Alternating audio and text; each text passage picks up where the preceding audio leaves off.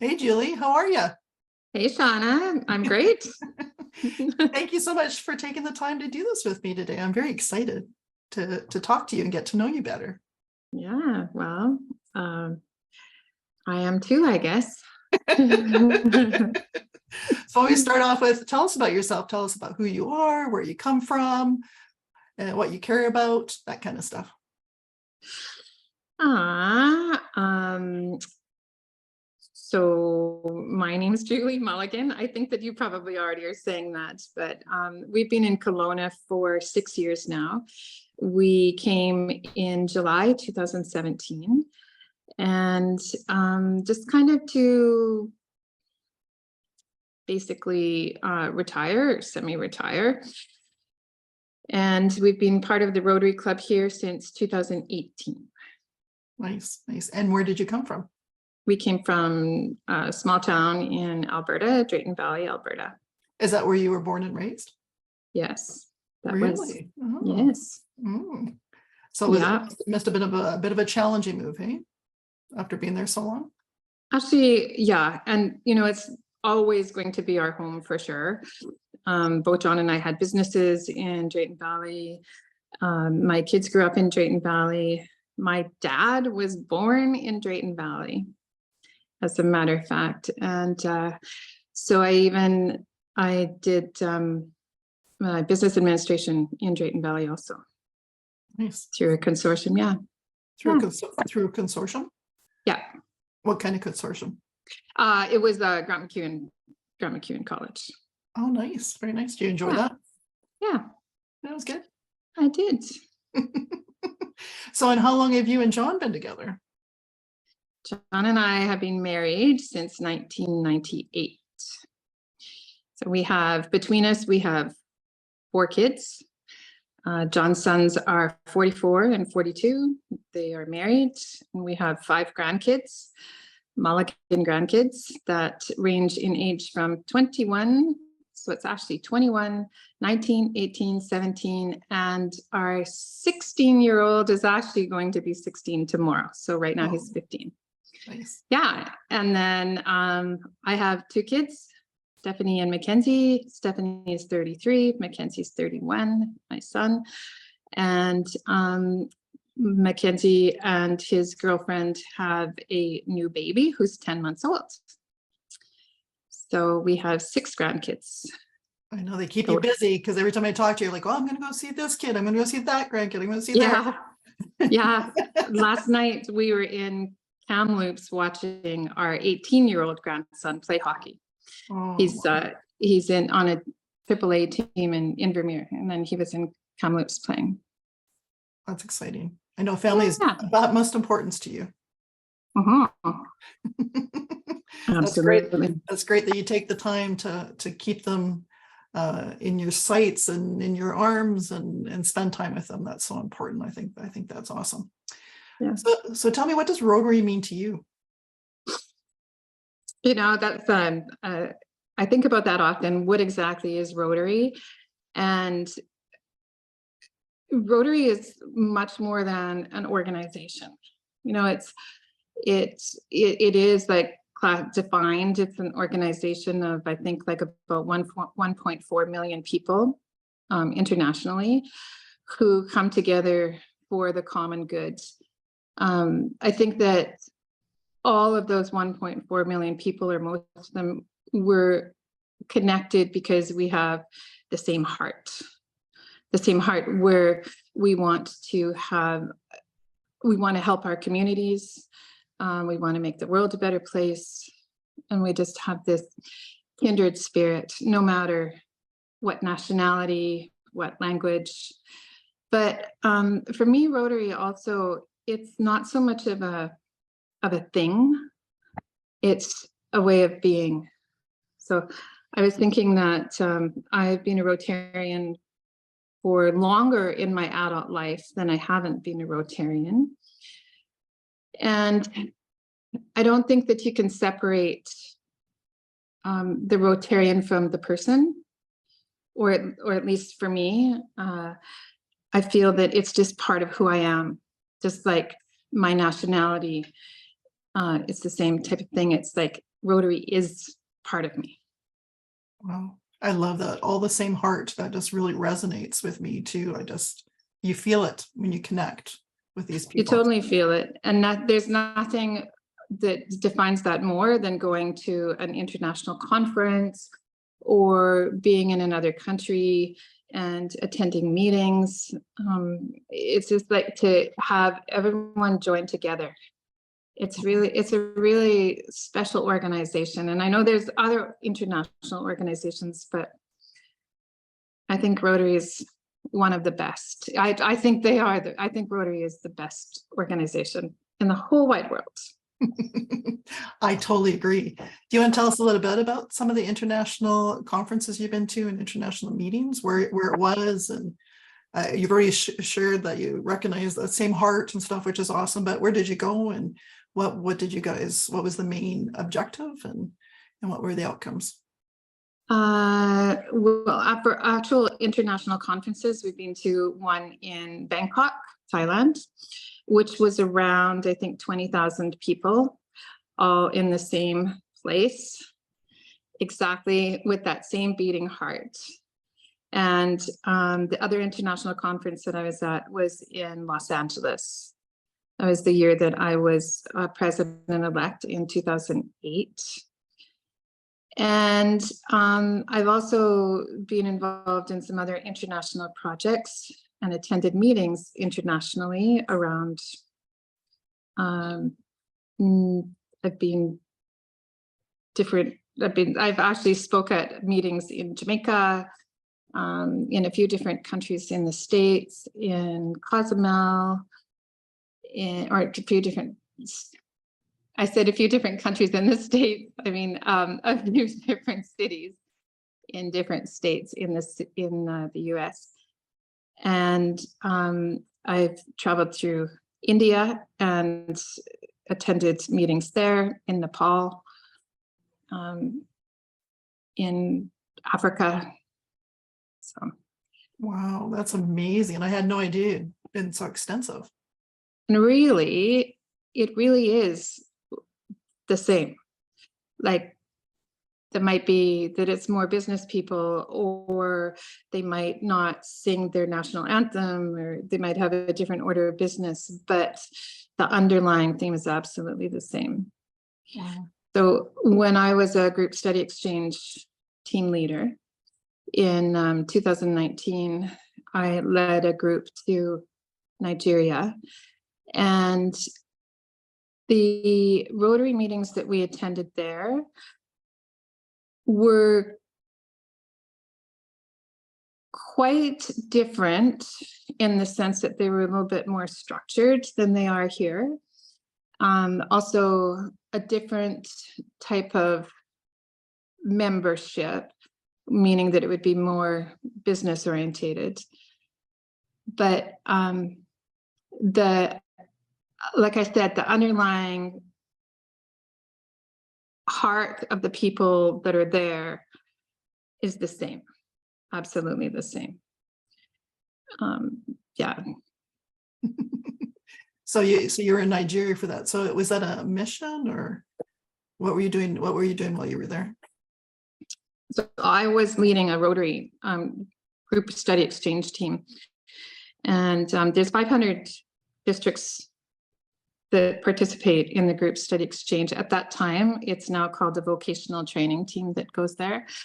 But it was a group study exchange team. And I guess I could just tell you just a touch of this story on this. So we had been cycling in Tanzania about 6 months prior, in 2008. And I really fell in love with Africa as a whole, with the African spirit of the people. So we were in Tanzania cycling, and then we spent some time in Ethiopia. And when I came back home, I felt this huge reverse culture shock. And I just couldn't wait to get back to Nigeria. I mean, sorry, not to Nigeria, to Africa. I wanted this to, I don't know, I just wanted to learn more. I wanted to experience more. And with this group study exchange, with the 500 districts, one district will exchange with another district, a team of 5 people, usually sometimes 6, to send their members over to do a vocational and cultural exchange for 1 month, sometimes 5 weeks.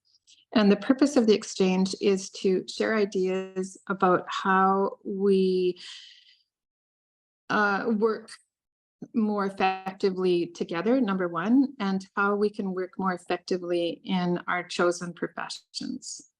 It's also the cultural exchange where you obviously get to learn about the other country that you're being hosted in, and meeting Rotarians is the underlying reason for the whole thing, really, is the understanding that you gain from that. So I just kind of got a little sidetracked there, just explaining that. But we had done this cycling trip and came back in November of 2008. And then at the beginning of 2009, there was a call for a team leader for the exchange that was happening with my particular district, 5370 in Alberta, is going to Nigeria. And I applied and was chosen to be the team leader. And so in April, I took a team of, it ended up being 4 other women, which was quite unusual, really, that it was all women going. In between the ages of 25 to 40 are the specifications, and also that those 4 people, they're young professionals in their chosen fields, and they cannot be Rotarians. So just the leader is the Rotarian. So again, like I said, it's actually I think that the biggest reason, I think that the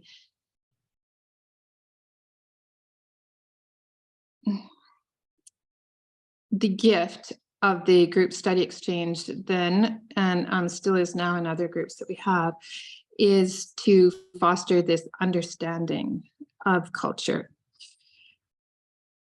And so I really saw, I was there for a week before I was kidnapped, and then I was kidnapped for 2 weeks. But before I was kidnapped, we were hosted by Rotarians. We went to Rotary meetings every day, and we saw that they're doing exactly the same things we're doing.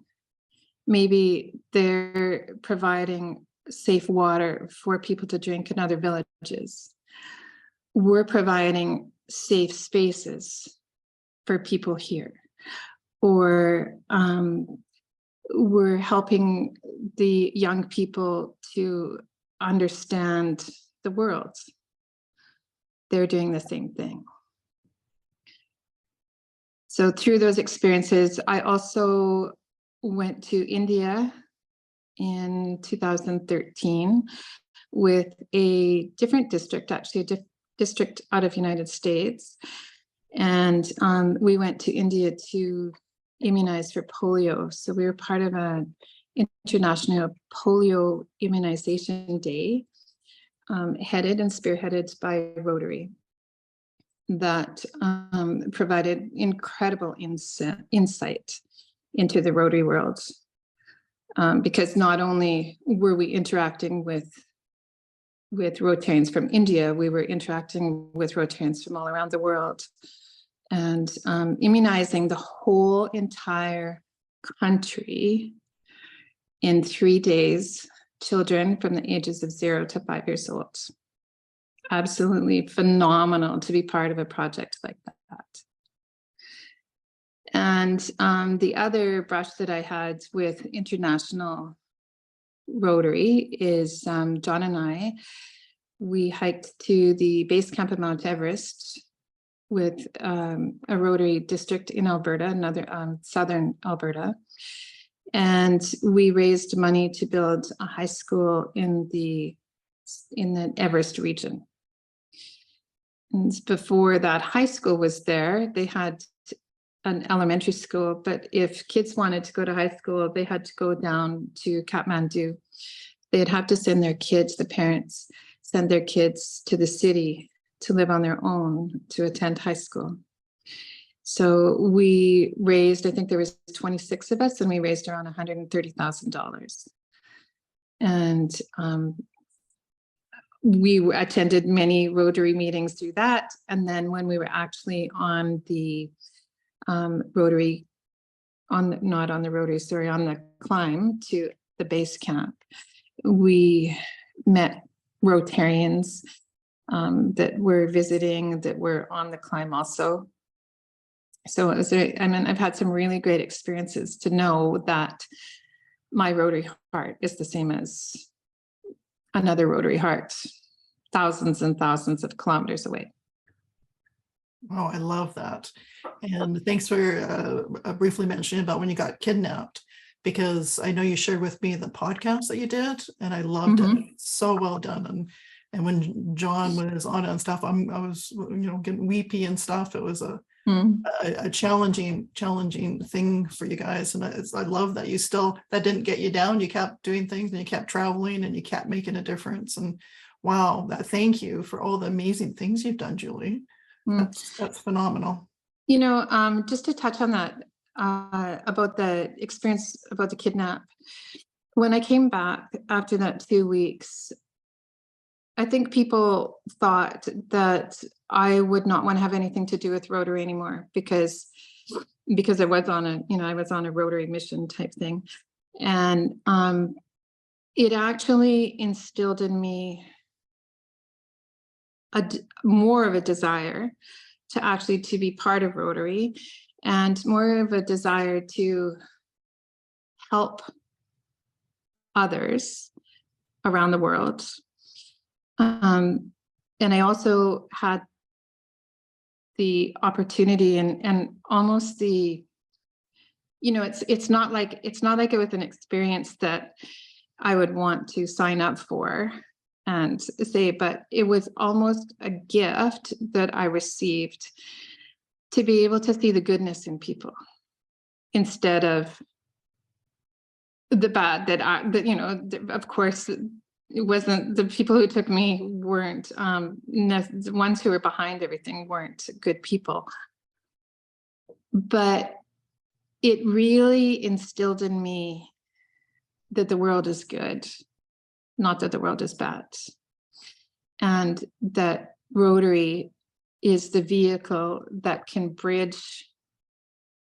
help to bridge the distance between countries and cultures. I love that. That's awesome. Now, I know you've been part of Rotary for a long time, more than half your lifetime. But how did you? No, not half my lifetime, half my adult lifetime. Half your adult lifetime. Yeah, I wish. So how did you get into it in the very first place? Like what had you open the door and walk in the very first time to Rotary? I was chairing a first night, which if you don't know what that was, it was family friendly New Year's Eve. It originally started in Boston, and John and I had taken part in a first night somewhere else, and we wanted to bring it to our community. So I was, like I said, chairing that, and I went to the Rotary Club to do a presentation. John was already a member of the Rotary Club there, and I did a presentation, and I just had such a great feeling about the people who were in the room, about the mission. So that's how I wound up feeling that. I had also been with Kinsmen and Kinettes for about 13 years prior, and I had been hugely involved with them. I was on the district board, and I had been president a couple times with the club. And it was just kind of like a natural progression to go from there, wanting to kind of get into a little bit different club, a little bit more serious club. I owned my own business at that time, so I was able to, meet the qualifications years ago when you joined, you had to be either a business owner or in management, or to be able to manage your own time. So it was natural progression, like I said, to just go into Rotary, and I never looked back. And that was in 2000s. Amazing. So there's something in you that you feel pulled to serve and do stuff. So where did that come from? Why did you start on the path of serving and giving like you do? No, my parents were always quite involved with the community, but I had a sister who was very mentally and physically challenged. She was in a wheelchair at the age of 10 still, from the time that she was a baby. She never walked. And she needed a lot of help. Mentally, she was about the age of probably a 3-year-old. And she was 11 months older than I was. My parents, it was a struggle to raise a child that required so much of their effort. And the town was really behind us, though. Like, we had volunteers come to our house to help do, physical activities with her every single day, like moving her legs and her arms, and just people helping out my mom. And it wasn't the community foundation at that time, but it was a community, like a community foundation. They gave us, or they gave my parents, a wheelchair for Tracy. And so kind of always, that was my life from a very young age. And so I guess it's always been in me to want to give back, to want to help. Wow. Because right from a very young age, I was given that from outside. Wow, that's awesome. Thank you. I did not know that. I love doing these spotlights, because I get to know the members of our club better. It's awesome. It's just like, that's fantastic. So I know you've been president and you worked on tons of committees, done lots of volunteering, lots of activities. I know you're planning a Christmas party that's coming up here shortly and stuff. Is there anything that stands out to you of all this other, like in the Rotary itself, like that you've done, like for the different clubs that you've, again, you've done so many things. I was just wondering if there's anything that kind of stands out to you. It's easy to say the big things, right? Like the trip to India, the trip to being kidnapped for 2 weeks. Like those are easy to say, but I think that my favorite program in all of Rotary is the youth exchange. And I was part of that very strongly in Alberta for a number of years. I was both the inbound and the outbound counselor. That particular position here is called a YEO. And I was sharing the YEO with Bruce Henderson. And then I stepped away from that just due to lack of time. I'm now the Rotary Youth Exchange counselor for our student, Marta. The program, I think, is, once again, it has the same as the group study exchange that I was talking about. And it has the same as the friendship exchanges that happen between Rotarians, the adult Rotarians, I guess we're all adults, but Rotarians, there's a fellowship exchange. Anyways, sorry, sometimes I do get a little bit sidetracked. There's so many moving parts in Rotary too, so. There's so many moving, yeah. And I'm kind of like a squirrel sometimes, but it has that same thing where you have these 500 districts exchanging kids, or even maybe even more than that. More districts are actually exchanging kids back and forth. And it winds up that it strips away a lot of the prejudice that happens in the world. And it also promotes this understanding, and it garners peace. And I know that sounds so flowery. It's like, oh yeah, it promotes peace and understanding, but that's exactly what it does. Because all of a sudden, these kids from different countries who they've heard so many things about these countries, people coming from them, they're beside them being their friends. And there's this tolerance that stays with people then for the rest of their lives. My daughter was an exchange student, and she went away for a year, and it was the best experience of her life.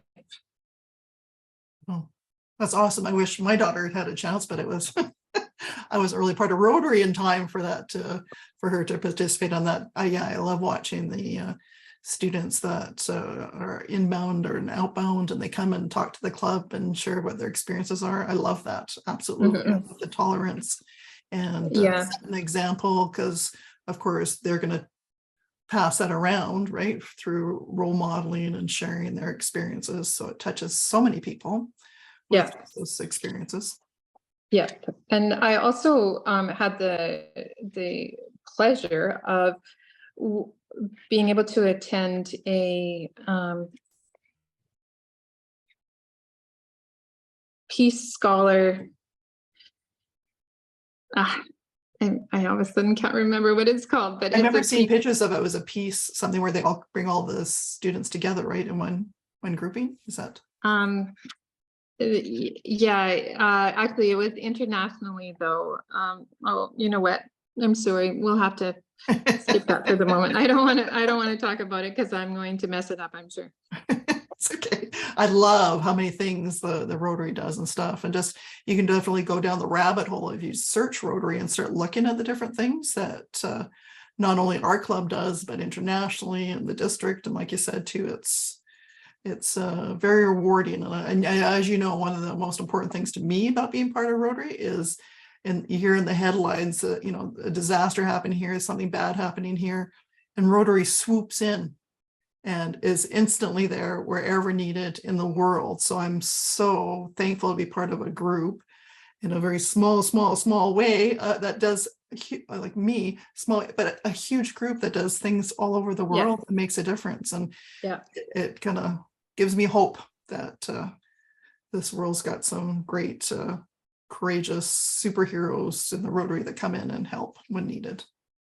When you think about the Polio Plus program and its effect that program has had on the world, to have only at one, you know, recently it was we had 3 countries that had cases, but then we were down to 2, and now I know it's Afghanistan, and I think maybe Nigeria has popped up with a few more cases. But to be able to eradicate almost 100% of the world's population from polio is astounding.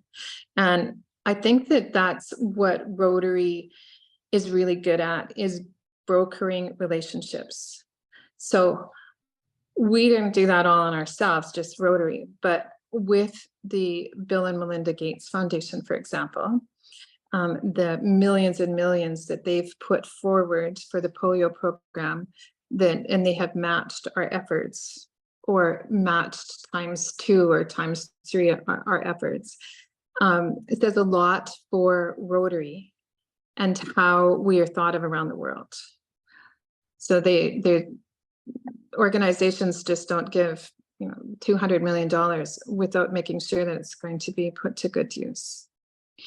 And back to the Rotary and the brokering the relationships is also not just Rotary, not just the Bill and Melinda Gates Foundation, but when I was doing the polio immunization in India, there was also CETA was there, and the World Health Organization was there. So it's Rotary has this capacity to be able to bring many people together to do good things. I love that capacity. A beating heart and a capacity. A beating heart and a capacity. I love that. So talk to me a little bit about our members and our fellowship and what's important and special to you about that part, the fellowship. I think fellowship, you know, just coming to meetings, and sometimes we forget that. Like we forget that the meetings themselves are our fellowship. I remember one day when I walked into the room and I was just kind of standing at the back, and my heart really swelled, like really swelled when I looked at the people who were sitting in the chairs, and I thought, hey, I really care about these people. And I knew that they do me too. And it's not like you and I, for example, we don't know each other really well, but we know each other enough to have a bond. And so there's a bond with every person in the room. So that fellowship, I love that we have the Rotary After 5. I love that we're having our Christmas party. That's part of being able to produce all the change, affect all of the change that we have, is to first of all have that fellowship, to care about each other.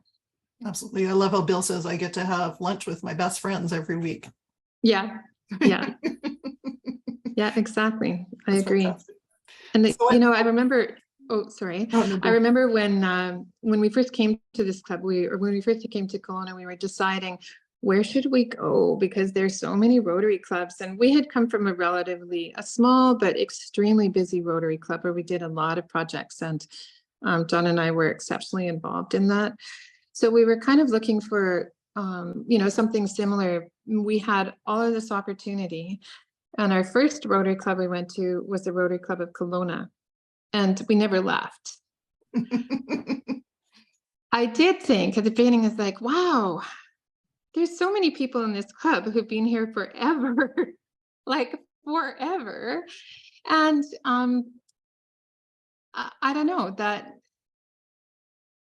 it kind of, it just had a way of just drawing us in. Like we didn't think, we didn't need to go anywhere else. We had the people that we wanted to be associated with right there.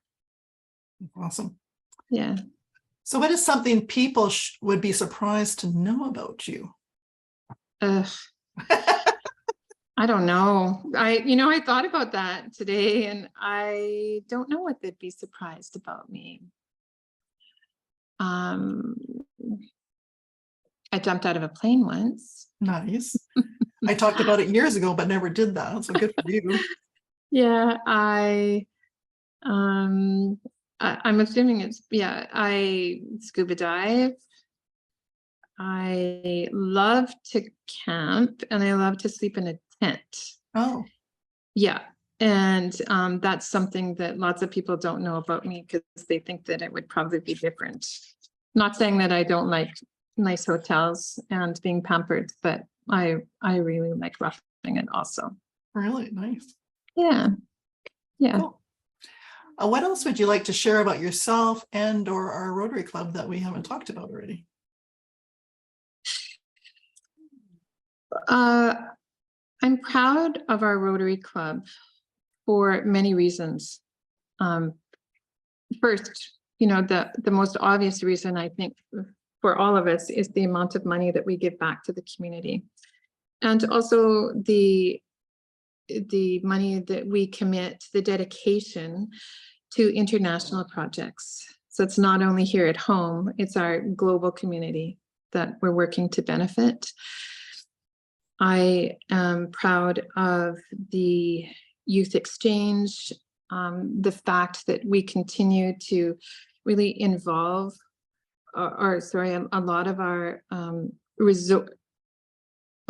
resources and energy does go towards youth programming, such as the youth exchange, the school program for breakfast for kids that Rick Potter heads up, the public speaking contest that we used to have, and I think we'll probably start again for grade 6 in Kelowna. All of grade 6 is in Kelowna and Lake Country.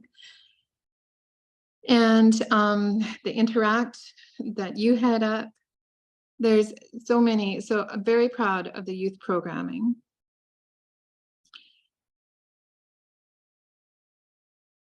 But I think where the Rotary Club of Kelowna really shines is in its resiliency.